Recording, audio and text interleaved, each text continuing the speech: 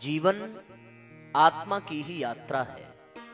परमात्मा से अलग होने के पश्चात परमात्मा का ही अंश जीवात्मा एक अनंत काल की यात्रा पर चल पड़ती है। इस यात्रा का शुभारंभ उस क्षण होता है जब वह जीवात्मा परमात्मा से अलग होती है। इसमें परमात्मा की ही इच्छा है, हम सब जानते ही हैं। गायत्री महाविज्ञान में भी पूज्य गुरुदेव ने लिखा है कि स्वयं ब्रह्म के मन में एक इच्छा जगी कि मैं एक से बहुत हो जाऊं, और जैसे ही उनकी ये इच्छा जगी वो संकल्प शक्ति में बदल गई, और ये संकल्प करते ही एक से अनेक होने की संभावना साकार हुई। तब इस सृष्टि, इस ब्रह्मांड का परमात्मा ने निर्माण किया। उसका एक अपना क्रम है कि वहां से इच्छा जगी, फिर शक्ति ने 3 धाराओं में अपने आप को विभाजित किया। उसे कोई कोई ब्रह्मा विष्णु महेश के नाम से, कोई सरस्वती लक्ष्मी काली के नाम से, कोई सतोगुण रजोगुण तमोगुण के नाम से, कोई प्रकृति पुरुष के नाम से, अपने अपने ज्ञान और अनुभव के आधार पर लोगों ने इसकी व्याख्या की है। पर कहना केवल इतना है कि हम सब की आत्मा, हम सब की यात्रा उस समय से प्रारंभ हुई है जब से भगवान ने अपने आप से हम लोगों को अलग किया है। ये उनकी इच्छा से ही हुआ है, और वो यात्रा न जाने कितने युगों पूर्व से प्रारंभ है और न जाने कितने युगों तक चलने वाली है, ये कहा नहीं जा सकता। पर गुरुजी की बात अगर सुने तो ये समझ में आता है कि अलग हम लोग हुए भगवान से उनकी इच्छा से, लेकिन मिलन हमारा हमारी इच्छा से हो सकता है। उन्होंने ये संकल्प कर लिया कि मैं एक से बहुत हो जाऊं, एको हम बहुश्यामी, एक से अनेक होने की संकल्पना भगवान की, और इस नाते अनेकानेक जीवात्माएं अपनी यात्रा पर निकल पड़ी।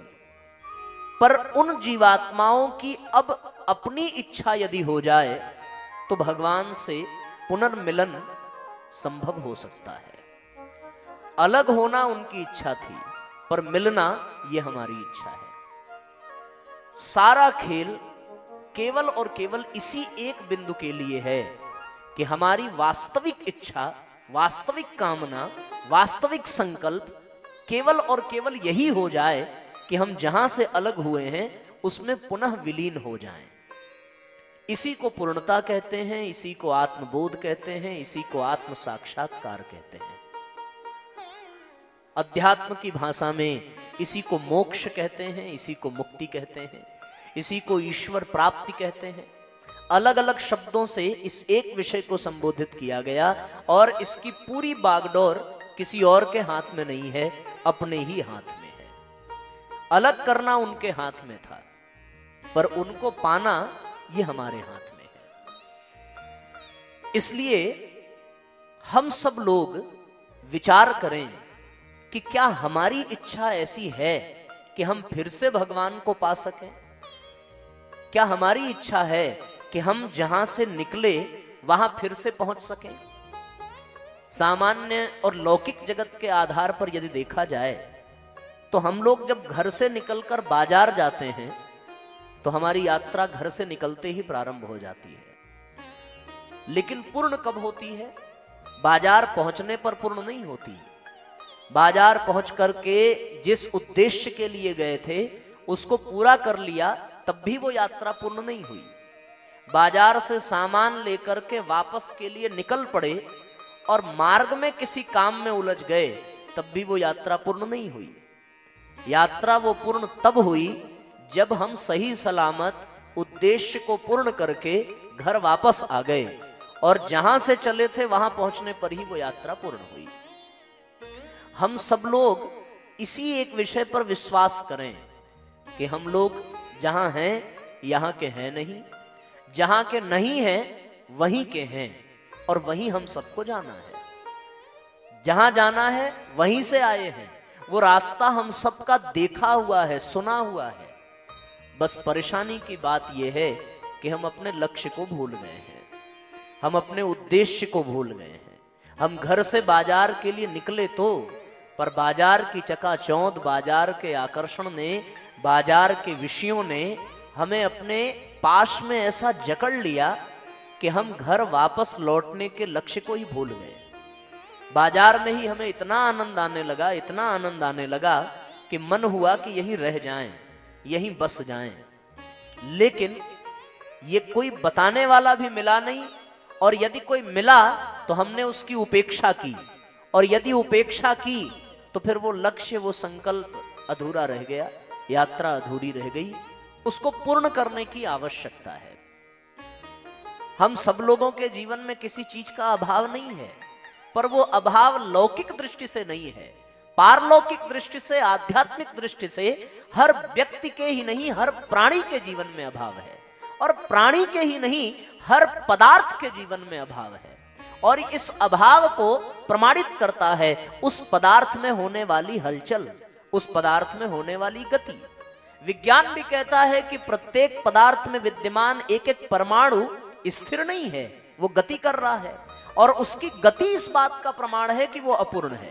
क्योंकि पूर्णता जहां आ जाए वहां गति नहीं होती, वहां स्थिरता आती है, वहां शांति आती है, वहां आनंद आता है। बच्चा जब तक मां की गोद में नहीं है तब तक बहुत कूदेगा, बहुत उछड़ेगा, बहुत दौड़ेगा, बहुत भागेगा, लेकिन जैसे ही वो मां की गोद में आया और मां के आंचल की छांव में आया, उसकी गति रुक जाती है, वो शांत हो जाता है, वो स्थिर हो जाता है, वो चैन की सांस लेता है। दुनिया का सारा तनाव, सारी समस्याएं उसको स्पर्श नहीं कर पाती, और वो पूर्ण आनंद का अनुभव करते हुए मां की गोद में विश्राम पाता है। कारण केवल इतना है, जहां से उसकी यात्रा प्रारंभ हुई थी वहां वो वापस आया। हम सब की भी यात्रा ईश्वर के पास से प्रारंभ हुई है, और पूर्ण तभी होगी जब ईश्वर तक हम पहुंच जाएंगे। ये हम लोगों को समझने की आवश्यकता है। इसी को आत्मकल्याण कहते हैं, इसी को आत्मबोध कहते हैं। इसके बीच में कोई रिद्धियां मिल जाएं, कोई सिद्धियां मिल जाएं, कोई उपलब्धि मिल जाए, कोई विभूति मिल जाए, कोई संपदा मिल जाए, कोई ऐश्वर्य मिल जाए, फिर पद प्रतिष्ठा, परिवार, धन संपदा, कुछ भी मिल जाए, वो सब इसके आयाम हो सकते हैं, इसके सहायक हो सकते हैं, सहयोगी हो सकते हैं, पर वो लक्ष्य नहीं है, वो उद्देश्य नहीं है। उद्देश्य केवल एक है, जहां से चले थे वहां तक पहुंचना। आप अपने घर से चल करके यहां आए, शक्तिपीठ आना आपका उद्देश्य था, ये पूरा हुआ, लेकिन आपकी यात्रा पूरी नहीं हुई। ये तो तब होगी जब आप यहां से फिर वापस अपने घर शाम को पहुंच जाएंगे। हम सब लोगों को भी अपनी यात्रा पूरी करनी है। हम सब अधूरी यात्रा में चल रहे हैं, और जब तक यात्रा पूरी ना हो तब तक कहां से चैन मिलेगा, कहां से शांति मिलेगी। आदमी जब यात्रा पे चल पड़ता है तो वो हर पल उद्विग्न रहता है, हर पल सशंकित रहता है, हर पल शंका में, संदेह में, बेचैनी में बिताता है। हम लोग भी बनारस से चले और चल करके यहाँ आए, गाड़ी लेट होती गई, जितनी देरी हो रही है उतना संदेह, उतनी शंका, उतनी परेशानी, उतनी उद्विग्नता, उतनी बेचैनी। कोई सामान न ले ले, कहीं कोई आ न जाए, कहीं फिर से कुछ ना हो जाए। आपको पता नहीं होगा, ट्रेन में आग भी लगी थी 2 घंटे के लिए, सतना से पहले A1 बोगी में, तो उसकी भी खबर आई। ऐसे नाना प्रकार की बातें यात्रा में आती रहती हैं। कभी कोई टिकट चेक करने आएगा, कभी किसी चीज के लिए आएगा। तो जब तक यहां पहुंच नहीं गए, जब तक आप लोग मिल नहीं गए, जब तक हम लोगों ने साथ में कॉफी नहीं पी ली, तब तक बेचैनी बनी रही।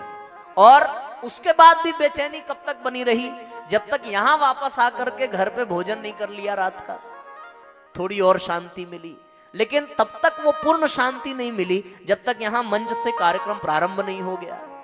सवेरे का सत्र जब पूरा हुआ तब लगा कि अब सब कुछ व्यवस्थित चल रहा है। उसी तरीके से हम सब भी तो अधूरी यात्रा में ही हैं।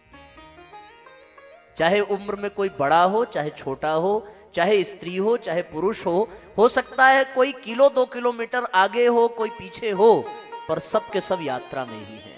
अगर यात्रा में न होते तो इस दुनिया में जन्म लेना नहीं पड़ता, आवागमन से जीव ऊपर उठ जाता। जब तक हम भगवान से जुड़े रहे तब तक हम भी परमात्मा ही थे, परमात्मा से अलग हुए तो हम ही आत्मा बन गए, और उस आत्मा ने जब विषयों को, विकारों को स्वीकार कर लिया तो वही आत्मा जीवात्मा कहलाने लगी। उस जीवात्मा ने जब प्राण तत्व को धारण कर लिया तो वही जीवात्मा प्राणी बन गई। उस प्राणी ने जब मनुष्य शरीर धारण किया तो वही प्राणी मनुष्य कहलाने लगा।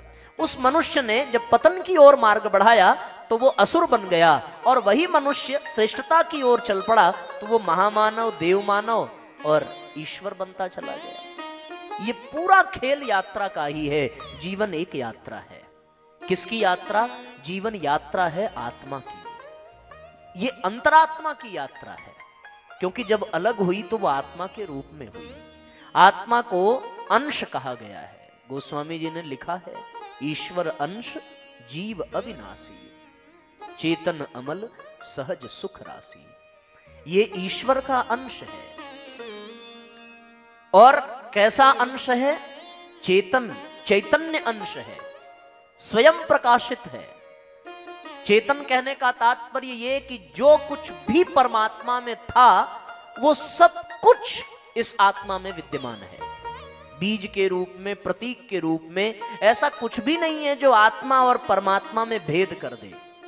जैसे समुद्र और समुद्र के अथाह जल राशि में और समुद्र के जल की एक बूंद में कोई अंतर नहीं है, मात्रा का अंतर हो सकता है। बूंद की मात्रा बहुत कम है और अथाह जल राशि की मात्रा बहुत अधिक है।